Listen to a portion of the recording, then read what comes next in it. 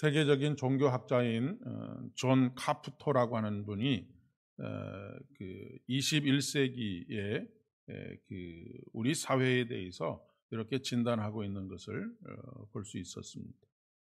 21세기는 종교다원주의가 아니라 종교 그 자체를 거부하는 그리고 부정하는 그런 시대가 될 것이다 라고 그렇게 분석을 하고 있습니다.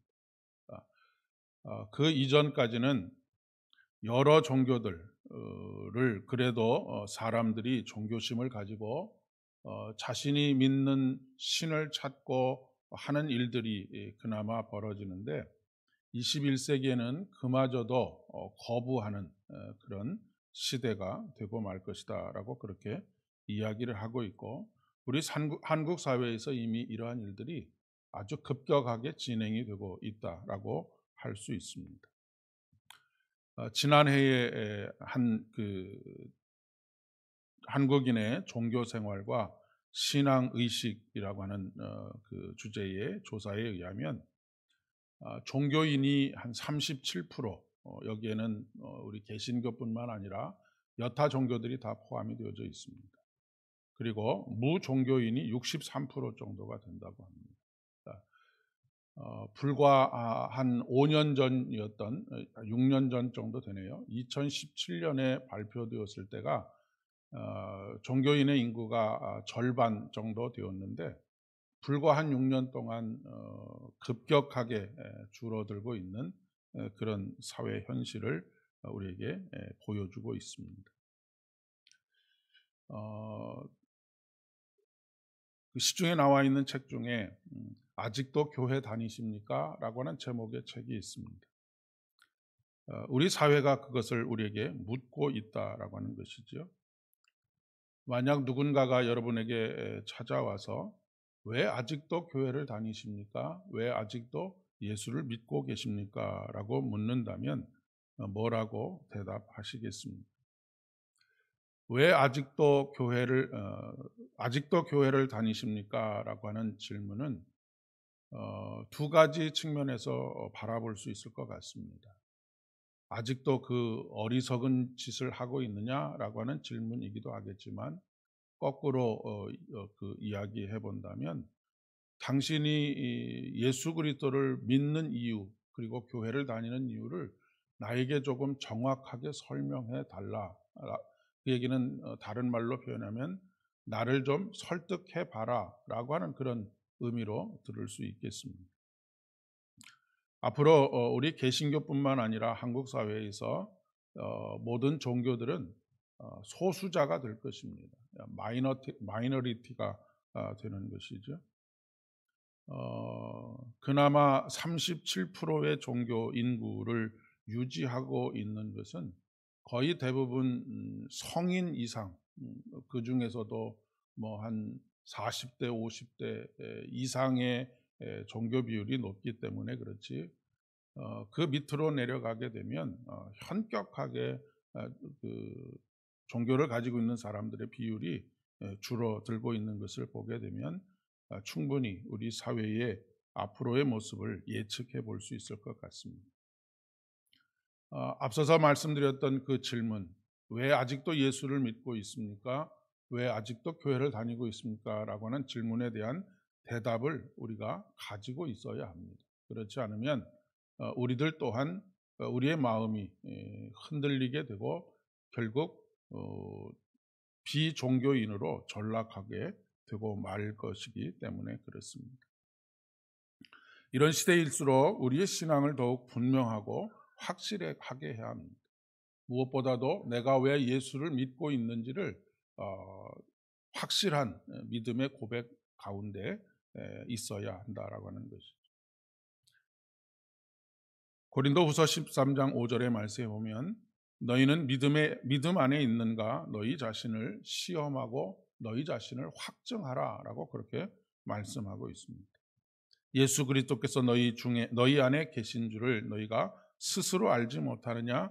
그렇지 않으면 너희는 버림을 받은 자니라 라고 경고하고 있는 것을 보게 됩니다. 반석 위에 세운 집과 같이 그 어떤 세파에도 흔들리지 않고 그 어떤 환경에도 믿음이 흔들리지 않고 견고하게 서 있는 믿음의 여정을 살아가라라고 하는 그런 의미이겠습니다. 초대교회 공동체는 유대 사회 속에서 아주 소수자에 속해 있었습니다. 대부분의 경우에 이 초대교회는 유대인들의 회당에서 같이 예배를 드렸습니다. 유대인들이 한 편을 내주었기 때문에 그렇습니다. 그러니까 상당 기간 동안은 그 아주 우호적인 관계 속에서 회당을 빌려서 예배를 드리곤 했었습니다. 그렇게 할 수 있었던 이유는 유대교에 속해 있는 대부분의 유대인들이 그냥 예수 그리스도를 따르는 교회를 그들의 한 분파 정도로 생각을 했었기 때문에 그렇습니다.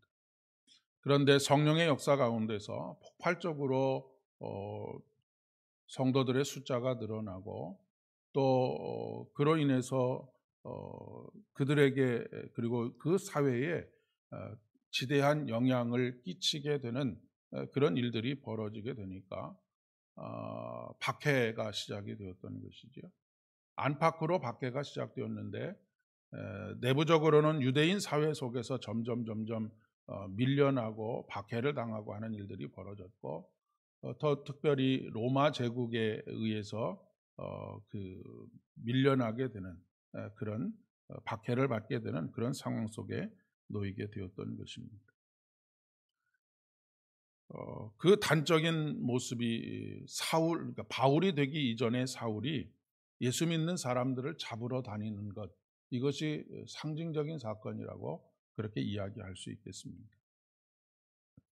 이런 모습은 어저께 함께 나누었던 나는 세상의 빛이다라고 하는 말씀, 이 말씀을 인정하지 않고 받아들이지 않는 바리새인들과 또 사두개인들, 그 사회의 주류에 속해 있는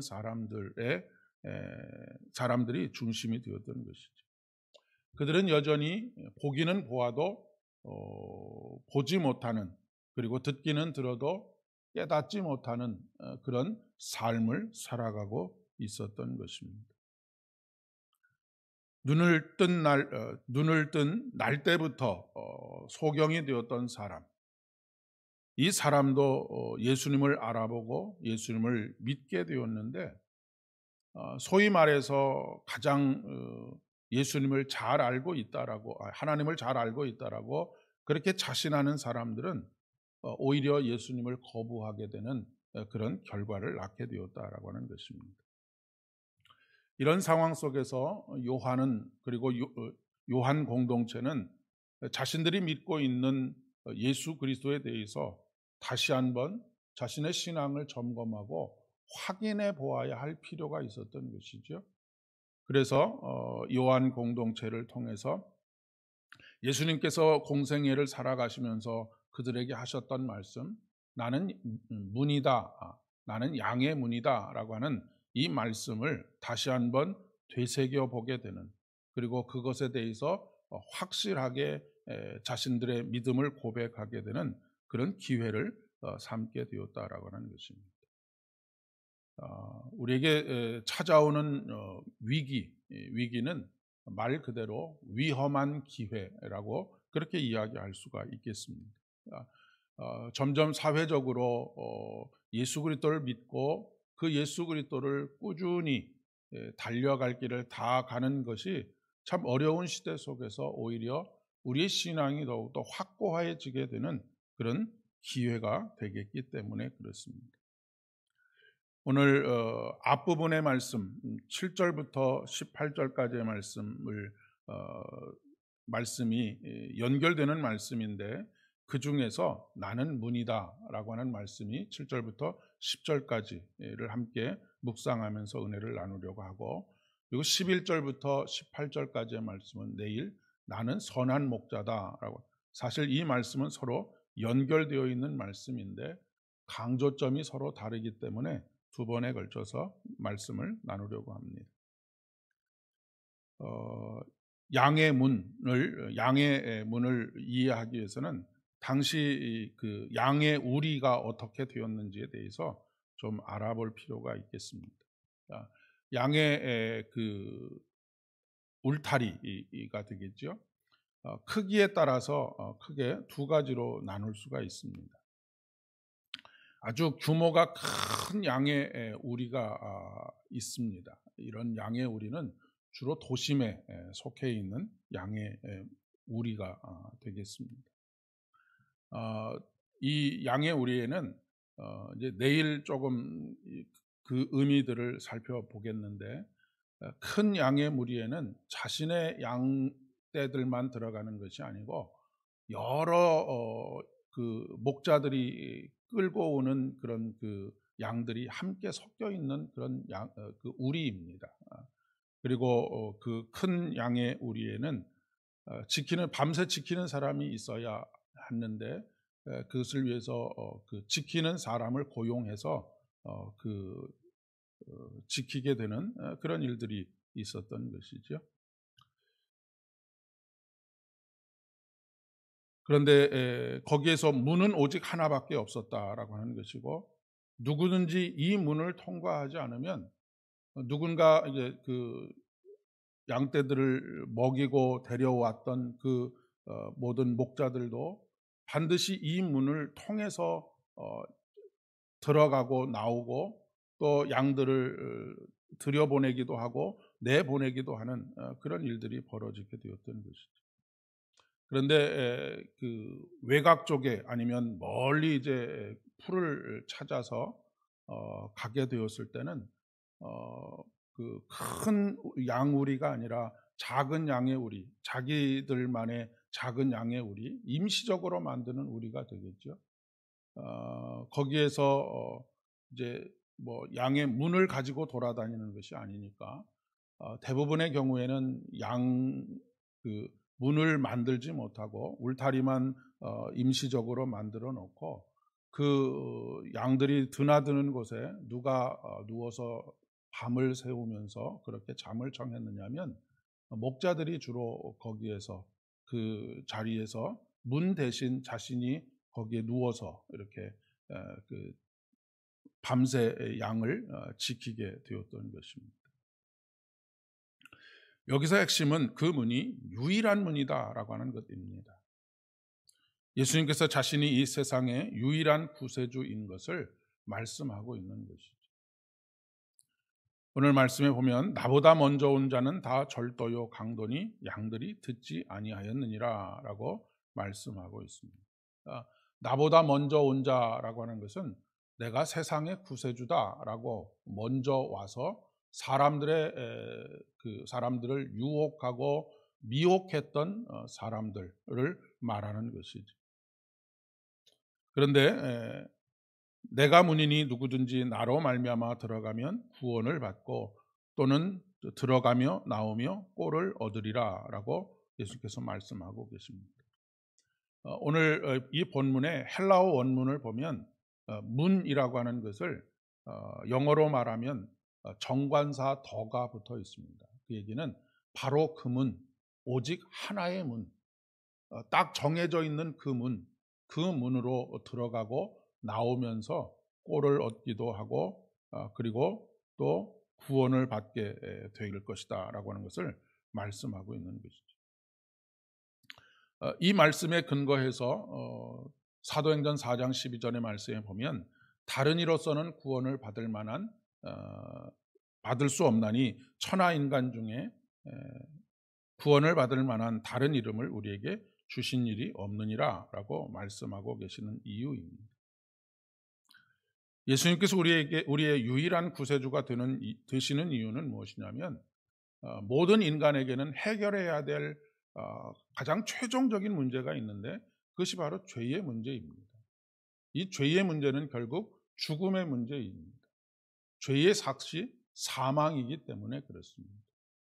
이 세상의 그 어떤 권력자도, 이 세상의 그 어떤 뛰어난 학식을 가지고 있는 사람도, 아무리 많은 재물을 가지고 있는 사람도 이 문제를 해결하는 사람이 단 한 사람도 세상에는 존재하지 않았습니다. 그런데 예수 그리스도께서 십자가를 짊어지시고 십자가의 죽으심을 당하신 후에 사흘 만에 다시 살아나셔서 우리에게 이 죽음의 문제를 해결해 주셨기 때문에 오직 이 예수 그리스도를 통해서만 우리가 구원을 얻고 그 문으로 들어가고 나가는 사람들이 꼴을 얻게 될 것이고, 그리고 또 예수님께서 이 땅에 오신 이유가 10절에 있는 말씀처럼 양으로 생명을 얻게 하고 더 풍성하게 얻게 하려 하십니다 라고 하는 것입니다. 그러니까 우리가 영적인 의미에서 보게 되면 우리의 신앙, 하나님께서 우리를 택하신 이유는 양으로 하여금 심판이 아니라 생명을 얻고 더 풍성케 얻게 하시려고 합니다 라고 하는 것을 꼭 기억하셔야 합니다. 그러니까 우리의 모든 신앙의 초점은 어디에 있느냐? 생명을 얻고 누리는 데 있습니다. 그런데 그 생명을 얻고 누리는 것이 겨우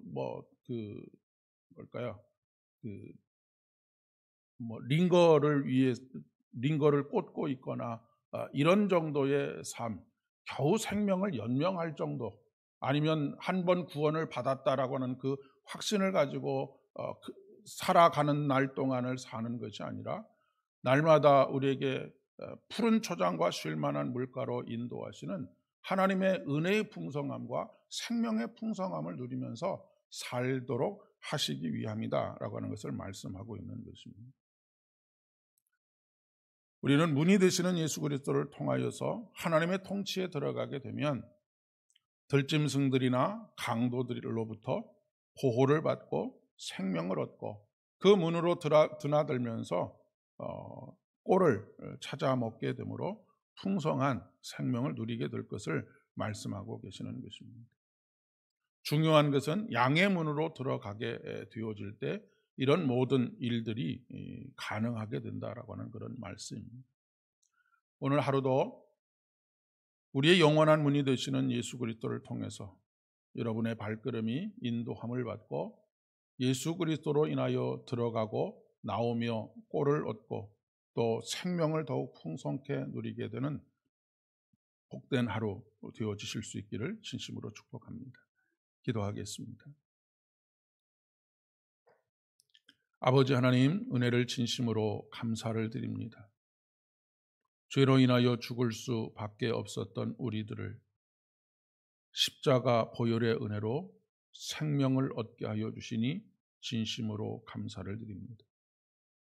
그 어느 누구도 우리에게 이 죽음의 문제를 해결해 준 사람은 역사 이래 단 한 사람도 없었음을 고백합니다. 오직 우리 주님께서만 십자가에 달려 돌아가심으로 말미암아 우리에게 영원한 생명을 허락하여 주시고 우리가 살아가는 동안 그리고 영원에 이르기까지 우리로 하여금 그 생명을 누리며 더욱 풍성케 누리게 하시기 위해서 이 땅에 오셨음을 오늘 깨닫고 고백합니다. 아버지, 시대가 어두워질수록 보아도 보지 못하고 들어도 듣지 못하고 모든 것들을 보고 들어도 깨닫지 못하는 이 시대 속에서 우리의 신앙이 더욱더 확고해지게 하시고 명확해지게 하시고 더욱더 단단해질 수 있도록 은혜를 더하여 주시옵소서. 그러기 위해서는 반석이신 말씀 위에 우리의 신앙이 세워져야 하겠습니다. 시류에 따라 이리 흔들리고 저리 흔들리는 믿음이 아니라 오직 예수 그리스도, 오직 믿음으로 주님과 함께 그 생명의 길을 걸어가는 우리의 발걸음 되어질 수 있도록 은혜를 더하여 주시옵소서. 오늘도 우리를 지난밤 안전케 거하게 하신 우리 주님의 은혜 가운데 한날을 시작합니다. 양의 문이신 예수 그리스도를 통하여 들어오며 나오며 꼴을 얻게 하시고 풍성케 하시겠다고 말씀하셨사오니 오늘도 우리의 하루의 삶의 발걸음 가운데 풍성한 주의 은혜가 넘쳐나게 하시고 생명으로 더욱더 풍성케 하여 주시기를 간절히 소망합니다. 아버지는 오늘도 우리의 발걸음을 푸른 초장과 쉴만한 물가로 인도하여 주시옵소서. 기쁨으로 충만한 복된 하루 되어질 수 있도록 더욱 크신 은혜 베풀어 주시옵소서. 이제는 우리 주님 예수 그리스도의 은혜와 아버지 하나님의 극진하신 사랑하심과 성령 하나님의 위로하심과 섭리하시는 놀라운 은혜가 오늘도 오직 예수 그리스도를 붙잡고 오직 예수 그리스도를 통하여 우리의 삶에 풍성한 은혜를 누리기를 소망하는 사랑하는 모든 성도님들의 머리 위에와 가정과 일터와 사업장들 위에 그리고 우리 삼보 교회 위에 이제로부터 영원까지 함께 하옵시기를 간절히 축원하옵나이다. 아멘.